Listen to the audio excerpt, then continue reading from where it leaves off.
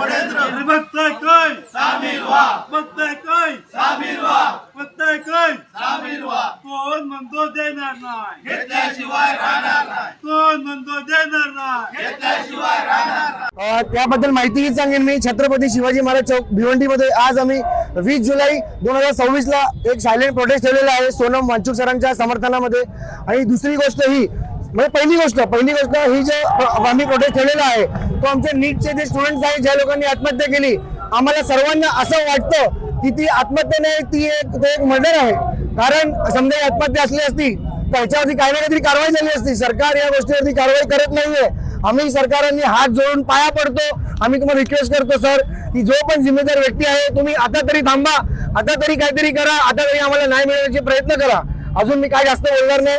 छत्रपती शिवाजी महाराजचा जो व्हिडिओ बघताय तुम्ही आम्हाला प्रोटेस्टला जॉईन करा।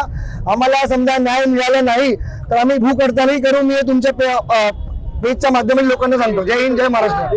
अभिजित दिपके यांनी जे शांततापूर्वक आंदोलन विद्यार्थ्यांच्या हक्कासाठी चालू ठेवलेलं होतं त्याला कुठेतरी केंद्र सरकारकडून दडपण्याचा प्रयत्न चाललेला आहे आणि त्या आंदोलनाला आमच्या सर्व लोकांचा इथला पाठिंबा आहे हे दर्शवण्यासाठी आम्ही आज एकत्र आलेलो आहोत। कुठल्याही भारत देशातल्या नागरिकाला मूलभूत अधिकार आहेत की आपला आवाज सरकारपर्यंत पोहोचवणं, आपलं जे काही म्हणणं आहे ते सरकारपर्यंत पोहोचवणं। परंतु आजचं केंद्र सरकार हे मागलेलं सरकार आहे, ते विरोधकांचा आवाज दाबण्याचा प्रयत्न करत आहे। काल जे सोनम वांगचुक यांना त्या ठिकाणी आंदोलन स्थळावरून जे चादरीमध्ये लपेटून घेऊन गेले या गोष्टीचा निषेध आहे। कुठेतरी सरकारने विरोधकांचा आवाज ऐकण्याची गरज आहे। ही लोकशाही जिवंत जर राहिली पाहिजे, ही घटनेचा अधिकार लोकांचा जर जिवंत राहिला पाहिजे तर ह्या विरोधकांचा आवाज सरकारने ऐकला पाहिजे। परंतु हे सरकार ह्या गोष्टींवरती दुर्लक्ष करत आहे। आज विद्यार्थ्यांचा पूर्ण वाटोळ चाललेला आहे। वापर करून आमदार खासदार खरेदी केले जात आहेत, परंतु ही जी त्यांची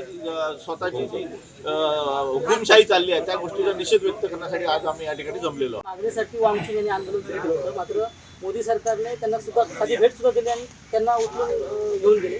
कसं बघता सगळ्या घटनांकडे? आज हे जे आंदोलन आम्ही केलेलं आहे हा मुळात त्याचाच एक भाग आहे। आज 20 जुलै रोजी दिल्लीत संपूर्ण विद्यार्थी संसदेवर जाणार आहेत मोर्चाने। सोनम वांगचुक यांना ज्या अन्यायकारक पद्धतीने अटक करण्यात आली आणि ज्या बळजबरीने त्यांना उचलून हॉस्पिटलमध्ये नेण्यात आलं, जे शांततेच्या मार्गाने आंदोलन करत होते त्या अभिजित दिपकेंवर हल्ला करण्यात आला आणि या सर्व याच्यात भाजपचे RSSचे कार्यकर्ते सामील आहेत हे सुद्धा पुढे आलेलं आहे। आणि याचा निषेध करण्यासाठी त्याचबरोबर संपूर्ण देशवासी सोनम वांगचुक यांच्या पाठीशी खंबीरपणे उभे आहेत आणि धर्मेंद्र प्रधानांचा राजीनामा ते जे मागतायत ती योग्य मागणी आहे हे दाखवण्यासाठी आज आम्ही इथे हे धरणं आंदोलन केलेलं आहे। त्याचबरोबर इथे आम्हाला अजून एक मुद्दा सांगायचा आहे की कालच एवढं प्रकरणं नीटचे पेपर फुटलेले आहेत, CETचे सर्व काही पेपर फुटीवरून देशात एवढा मोठा गदारोळ माजू नये। काल परीक्षा झाल्यानंतर जो निकाल बाहेर आला त्याच्यात सुद्धा महाराष्ट्रात आत्तापर्यंत तरी 5 ते 6 प्रकरणं अशी उघडकीला आलेली आहेत की प्रत्यक्षात त्या विद्यार्थ्यांना मार्क जास्ती मिळालेले आहेत आणि रेकॉर्डवर कमी आलेले आहेत। म्हणजे एवढं होऊनही आजही शिक्षण मंत्र्यांनी धर्मेंद्र प्रधान यांनी संपूर्ण देशाची शिक्षण व्यवस्था खिळखिळी करून टाकलेली आहे आणि कुठेतरी सर्वसामान्य जनतेची मुलं, नागरिकांची मुलं याच्यात होरपळून निघत आहेत।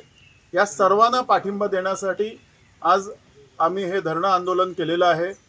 आमचा सोनम वांगचुक यांच्या आंदोलनाला त्यांच्या पाठीशी आम्ही खंबीरपणे उभे आहोत हे दाखवण्यासाठी आज हे प्रतिकात्मक धरणे आंदोलन आम्ही इथे सुरू केलेलं आहे। यापूर्वी अण्णा हजारेंनी सुद्धा जंतर मंतर आंदोलन केलं होतं, मात्र त्यावेळेला दखल घेतली गेली होती। ह्या वेळेला मात्र केंद्र सरकारचा कोणी प्रतिनिधी त्यांना भेट सुद्धा दिली नाही आणि दाबण्याचा प्रयत्न झाल्याचं बोललं जाते। कसं बघताय सगळ्या घटनांना? याचं कारण असं आहे की अण्णा हजारे हे मुळात RSSचेच कार्यकर्ते आहेत आणि अण्णा हजारे यांचं जे आंदोलन होतं ते भाजप पुरस्कृत आंदोलन होतं हे सर्वसामान्य लोकांना नंतर कळून चुकलेलं आहे।